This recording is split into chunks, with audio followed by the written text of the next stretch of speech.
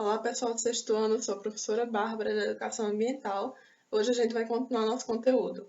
Na aula passada nós falamos um pouco sobre florestas e agora a gente vai conversar um pouco sobre a água, esse recurso tão importante.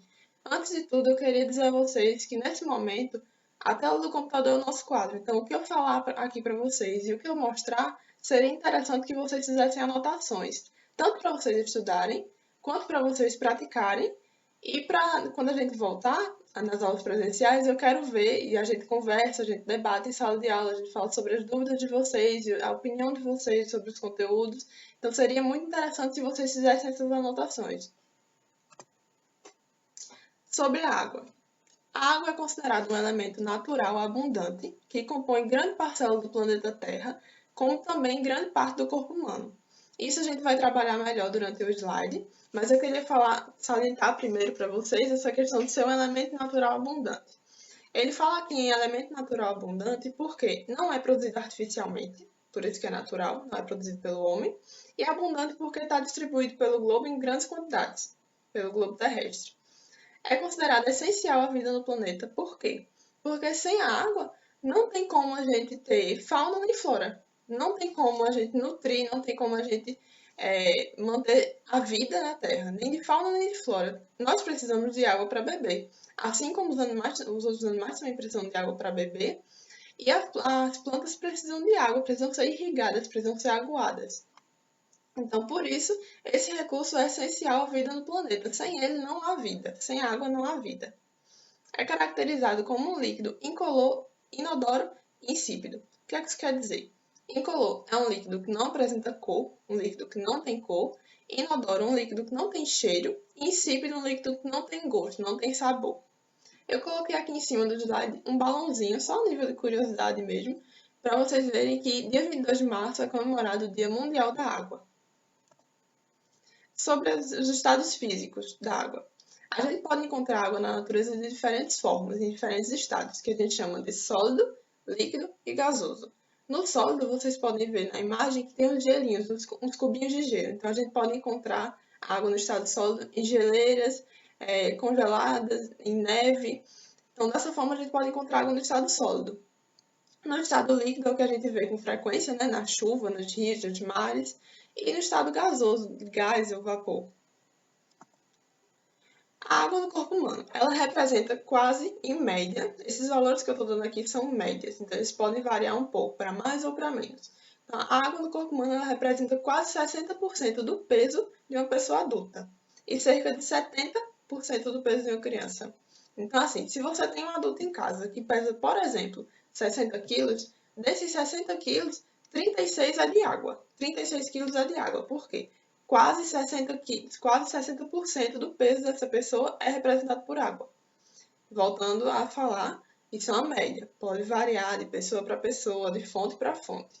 Então, em alguns lugares diz que é 60, em alguns lugares diz que é 65, isso varia um pouco. Mas a gente vai trabalhar aqui com esses valores de 60 e 70. O mesmo acontece numa criança. Essa água está presente no nosso corpo em secreções, como as lágrimas e o suor. O suor, quando a gente está com febre, eu até coloquei aqui, regulação da temperatura corporal. Por quê? Por exemplo, se a gente está parado e entra em atividade como uma corrida, a gente vai começar a suar. Esse suor é o nosso corpo regulando a nossa temperatura, baixando a nossa temperatura para que a gente volte ao equilíbrio. Então, por isso que eu coloco o suor como uma regulação da temperatura corporal. É um mecanismo de defesa do nosso corpo.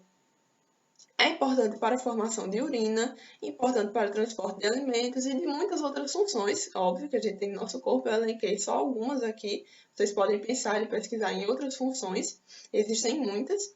Coloquei também que recomenda-se o consumo médio de 2,5 litros de água por dia para uma pessoa adulta. Esse número também varia. Alguns lugares dizem um pouco mais, um pouco menos. Essa é uma média. Eu coloquei essa imagem aqui porque eu não sei se vocês já chegaram a pensar nisso, mas o planeta da gente, chamado planeta Terra, apesar de ser chamado planeta Terra, ele tem uma parcela muito maior de água, ele tem uma quantidade, uma área muito maior de água do que de terra realmente.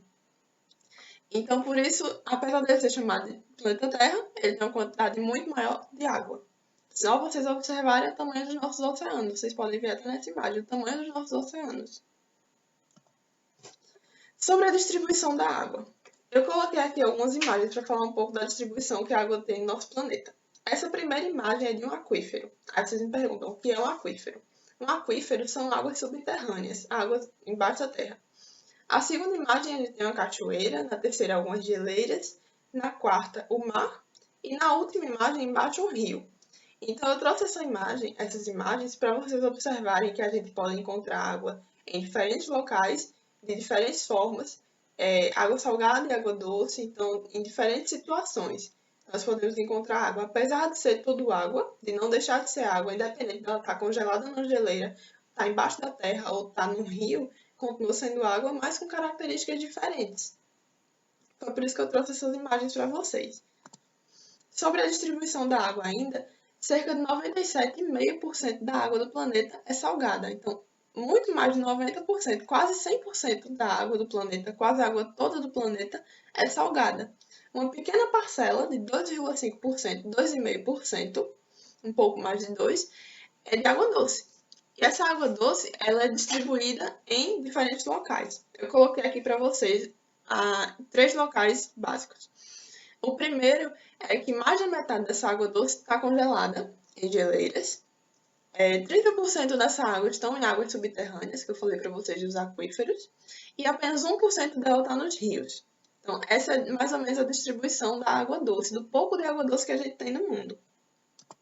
Aqui eu mostro um pouco melhor essa questão da distribuição de água doce no mundo.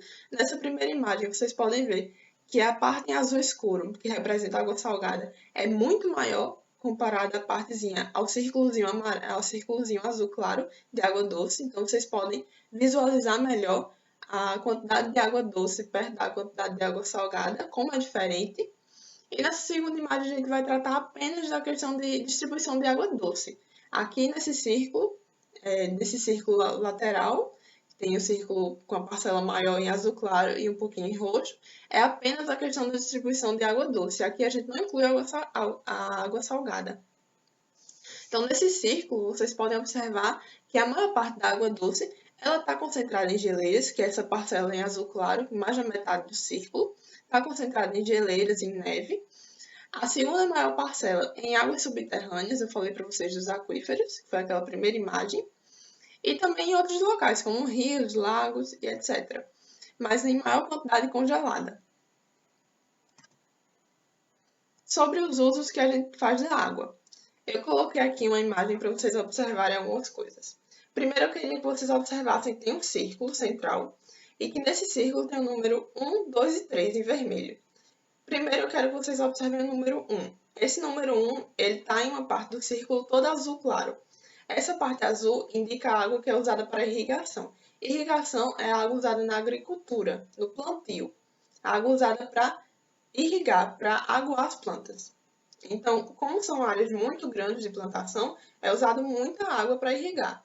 Então, é a maior parcela de uso de água que a gente tem, 52%. Um pouco mais da metade do uso que a gente faz da água é para irrigação.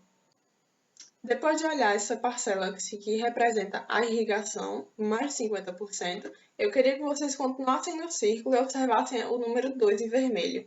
Esse número 2 ele representa o abastecimento urbano. Se vocês seguirem a setinha, vocês vão ver que representa o abastecimento urbano. É o segundo maior uso de água que a gente faz no momento, nesse gráfico. É o de abastecimento urbano, com um pouco mais de 20%. Abastecimento urbano é a água que chega na nossa torneira. Na torneira das cidades, das casas e das cidades. Continuando esse círculo, vocês vão ver o número 3. Esse número 3 representa a água que chega nas indústrias, com quase 10%. A produção de materiais, de produtos, de bens das indústrias, ela demanda muita água. Então, ele acaba ficando em terceiro lugar, perto do uso animal, que é um pouco mais para cima no círculo, se vocês seguirem. Fica perto do uso animal para pecuária, para criação de gado, por exemplo. Então, além disso, eu queria que vocês observassem um outro fator nessa imagem. Eu coloquei duas setinhas pretas, uma nesse canto da imagem e outra no outro canto, nos lados opostos. A primeira setinha está em abastecimento urbano, que a gente já comentou, né? Que as cidades elas demandam muita água. A gente sabe que a cidade é muito grande e que tem uma quantidade de gente muito grande, então é muito povoada. Então, a demanda de água vai ser grande. Naturalmente, a demanda de água vai ser grande. A necessidade de água vai ser grande. Então, a gente tem um pouco mais de 20% desse uso da água. Já no abastecimento rural, que é o abastecimento, a água que chega na zona rural, no campo, nas casas do campo, é de um pouco mais de 1%, quase 2%. Então, eu trouxe mais para vocês observarem a diferença entre o abastecimento rural e o abastecimento urbano, que um é um pouco mais de 1% e o outro é quase 24%. Então, é uma diferença muito grande. Apesar de saber que na cidade a gente tem uma concentração muito maior e que a gente, consequentemente, vai precisar de uma quantidade maior de água para suprir as necessidades dessas pessoas. Mas eu queria que vocês observassem isso. Esses 3 pontos que mais usam água e a diferença entre o uso de água no abastecimento urbano e no abastecimento rural. Sobre a poluição da água, existem muitas situações, muitos fatores que poluem a água, seja um rio, um riacho, o mar, enfim, diversas situações que vão poluir, causar essa poluição. Eu coloquei aqui algumas, vocês podem pensar em outras, eu tenho certeza que vão vir outras na cabeça de vocês, e eu coloquei aqui algumas só para situar, para exemplificar. Então, primeiro eu coloquei o descarte incorreto de esgoto. Não sei se vocês já observaram aqueles esgotos que caem direto num riacho, num córrego, mas acontece com frequência, sem tratamento, inclusive. O descarte incorreto de resíduos de indústrias. Eu falei para vocês que elas usam muita água e elas também poluem bastante, porque elas produzem muito lixo. À medida que elas produzem o material dela, o produto delas, elas produzem muito lixo também. Então, elas acabam jogando esse lixo diretamente em rios e em outras fontes de água, poluindo, causando poluição. Então, além de usar muita água, também causam muita poluição. São 2 grandes problemas que a gente tem nas indústrias. Elas são responsáveis por muita poluição de fontes de água. O terceiro foi a ação individual e ou coletiva do homem. Como assim? Ação individual de jogar lixo na rua, lixo no rio, lixo no mar, deixar o lixo na praia. Então, essas ações individuais de jogar o lixo propriamente dito, uma sacola plástica, um copinho, qualquer outro plástico, um descartável, ou qualquer outro tipo de material que a gente joga. Então, seria uma ação individual. E coloquei também situações específicas, como o petróleo na praia, não sei se vocês lembram, que no ano passado aconteceu aquela situação nas praias dos estados do Nordeste, que chegou petróleo. Então, essas situações específicas também causam muita poluição no mar, nesse caso, né? O rompimento de barragens, que eu não sei se vocês lembram, mas em Minas Gerais romperam algumas barragens de lama, causando muita poluição, inclusive uma que foi muito específica foi a do Rio Doce. O Rio Doce até hoje ele sofre consequências da poluição causada pelo rompimento de uma dessas barragens. Então, até hoje a gente sofre consequências disso. Aqui eu coloquei algumas questões sobre desperdício de água. Primeiro tem uma matéria falando que quase metade da água tratada no Brasil é desperdiçada por falhas de abastecimento. É uma matéria desse ano, é uma matéria recente. Embaixo tem um vídeo de uma denúncia de água no centro de uma cidade, de um local, não sei se é uma cidade, e uma denúncia de desperdício de água na rua. E coloquei 2 imagens que são muito frequentes, muito comuns. Eu não sei se vocês já viram, mas água sendo desperdiçada na rua, algum cano que estoura, alguma situação dessa, e fica jorrando água lá por horas e horas. Então, essas são situações de desperdício de água muito comuns, que a gente vê no nosso dia a dia com frequência. Sobre a conservação. Como a gente sabe que é um recurso natural, a gente sabe que a gente precisa conservar. Além disso, nós sabemos também que nós precisamos dele para viver. Tanto nós, quanto todos os outros grupos da fauna, todos os outros grupos animais e toda a flora. Então, nós precisamos conservar a água pelo bem de toda a vida no planeta, a nossa, a dos outros grupos de animais e a da flora. Eu coloquei algumas medidas de conservação, não são as únicas, como vocês sabem, existem muitas outras. Sempre existem muitas formas de conservar e de proteger a natureza, eu coloquei aqui algumas. A primeira foi fechar a torneira quando escova os dentes. Muita gente escova os dentes, enquanto escova, deixa a torneira ligada e não tem necessidade. A gente só precisa abrir a torneira quando vai colocar água na boca. São situações muito simples do dia a dia, que pode parecer besteira, mas que no final das contas, se todo mundo fizer, vai economizar muita água. Além disso, tomar banhos rápidos e fechar o chuveiro durante o banho, ligando apenas para enxágue. Primeiro, tomar banhos rápidos, né, que muita gente acaba demorando muito tempo no chuveiro e acaba gastando muito mais água do que seria necessário. E além disso, fechar o chuveiro durante o banho. Por quê? Tem gente que não fecha o chuveiro enquanto se ensaboa, enquanto bota shampoo, e não precisa, a água fica correndo à toa ali. A água só precisa ser ligada para enxágue.